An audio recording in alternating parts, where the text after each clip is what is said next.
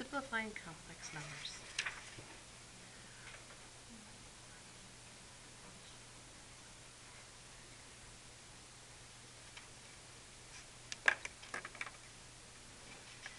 This is the numerator and this is the denominator. So before we simplify this problem, we first have to find a common denominator. So I know that both of these terms go into 36. If I multiply by 9 and multiply by 4, I now have 16. I found a common denominator plus, and what is 9 times 25? Some of you can do that in your head. Others will grab a graphing calculator. 16 plus 225 all over 36. Okay, I've combined. Divided by 2/9.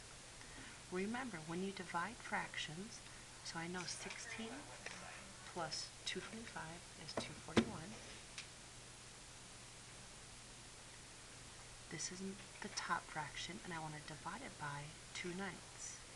When you divide fractions, we're going to turn division into multiplication, and we're going to flip the second fraction. Now, before I just multiply straight across, let's see if I can reduce anything. You can reduce top with bottom. You can't reduce bottom with bottom or top with top. I know 9 goes into itself once, and 9 goes into 36 4 times. These two cannot be reduced because they're on the same level. 241 times 1 is 241. 4 times 2 is 8. 8 does not go into 241. Problem is done.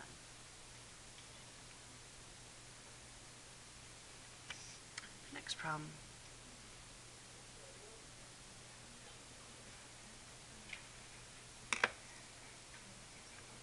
So we are reducing complex fractions. So I have a top and the bottom. I need to find a common denominator. It's already done for me, so I can add straight across. A common mistake is students want to write 10 plus 6. Once you find that common denominator, you add the top, leaving the bottom the same. So I have my top fraction divided by my bottom fraction. When you don't see a number underneath, we write a 1. We're going to turn division into multiplication, and we're going to flip the second fraction. I can reduce the 2 and 10.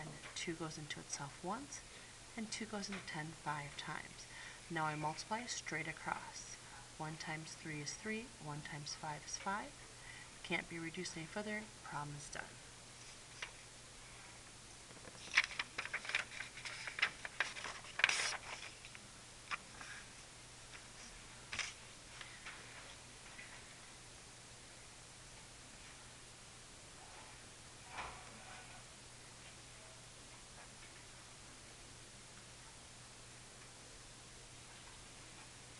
Okay, now we're adding variables in. This is our numerator and this is our denominator. Feel free to press pause if you need to slow down to keep up with notes. So my numerator is here, but my denominator needs to find a common denominator. So I'm focusing on the bottom here. I need to attach a 3x minus 5 to the right and a 4 to the left. Now they both contain a 4 and a 3x minus 5. I'm only focusing right now on the denominator. 4 times 2x is 8x. And then I'm going to take time and I'm going to FOIL this off here. So we have FOILing with a plus sign in front. Multiply the fronts. Multiply the outsides. Multiply the insides. And multiply the last. All over 4 times 3x minus 5.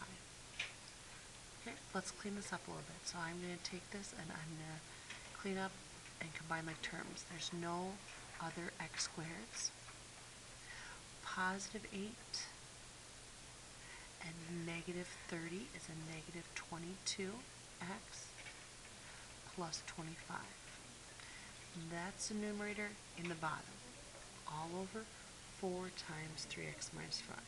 So that's just this portion simplified. And remember, on top, the entire thing is 3x minus 5. So where do we go from here? We have the numerator divided by the denominator.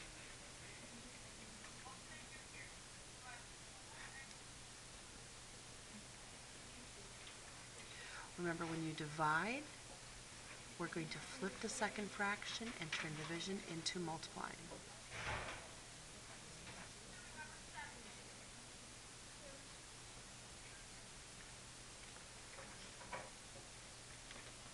So in this case, I cannot cancel these. They are straight across from one another. And so what am I left with for an answer? I'm left with 4 times 3x minus 5 times 3x minus 5 all over this quantity.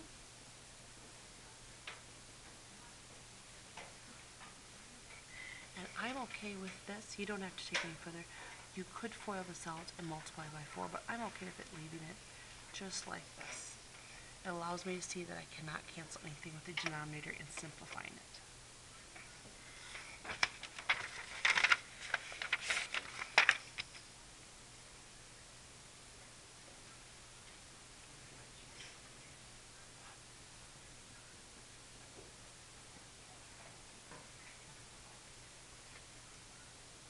Okay, so we already have a common denominator. That means I get to keep 3 in the bottom and push x squared minus 1 together. This is my denominator, this is my numerator. So it looks like this. Numerator divided by denominator. Then we turn division into multiplication.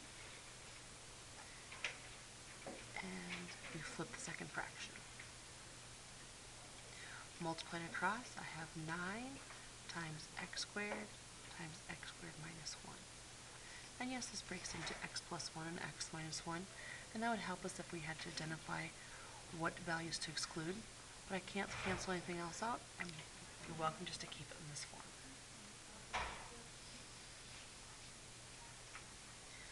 Final example.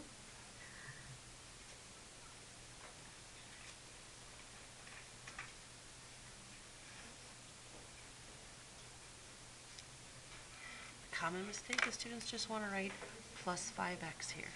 Remember, these go together. What I can take out here, we're going to slow this problem down. What I can take out is I can take out an x. I'm left with x plus 5. And really over here, x squared is x and x. We'll come to the bottom later. So finding a common denominator on top. They both have a single x. This needs an additional x. And this needs an x plus 5. I'm going to forget about the bottom right now and only worry about simplifying the top to start. So I have 16x minus 4x minus 20. Distribute that negative 4 to both terms. When you combine like terms, you would end up with 12x minus 20. Still not simplified on top because I can take out another number. The largest number divisible here is a 4. So I'm going to go 4, 3x minus 5. That's the numerator. This is the numerator right here. So I've just simplified this portion, and this is what I get. Now I want to divide that by this. But remember, when you divide, you really turn it into multiplication. So how do you do that?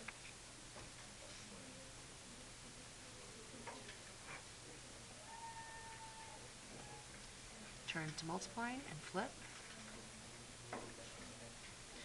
Nothing can be canceled out, and so I'm okay with you leaving your final answer in this form.